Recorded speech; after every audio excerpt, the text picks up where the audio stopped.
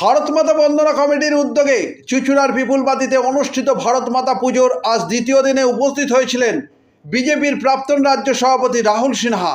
উপস্থিত ছিলেন সায়ন্তন বসু, স্বপন পাল সহ আরও অনেকে। তাদেরকে কমিটির পক্ষ থেকে পুষ্পস্তবক, উত্তরীয় ও মেমেন্টো দিয়ে বরণ করা হয়। পরে মঞ্চে সাংস্কৃতিক অনুষ্ঠান অনুষ্ঠিত হয়। অনুষ্ঠান প্রসঙ্গে কমিটির সভাপতি মৃন্ময় মজুমদার জানান। চুঁচুড়া থেকে প্রবীর ঘোষালের রিপোর্ট।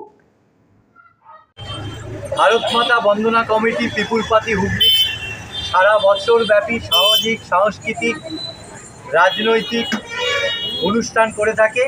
তার অঙ্গ হিসাবে 13ই আগস্ট, 14ই আগস্ট এবং 15ই আগস্ট ভারত মাতা বন্দনা কমিটি ভারত মাতার পুজো, মানব সেবা, সামাজিক, সাংস্কৃতিক অনুষ্ঠান করছে।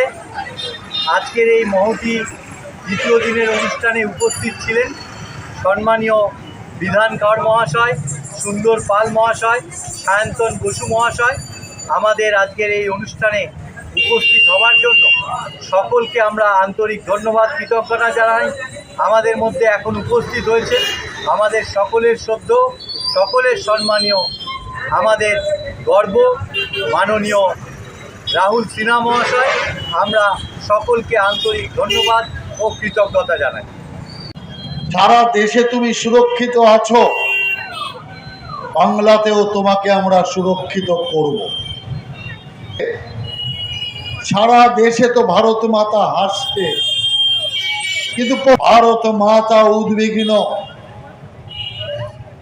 যে বাংলা একদিন শিক্ষায়, একদিন শিল্পে ভারতবর্ষের মধ্যে 2 নম্বর স্থানে ছিল, আজকে সেই বাংলা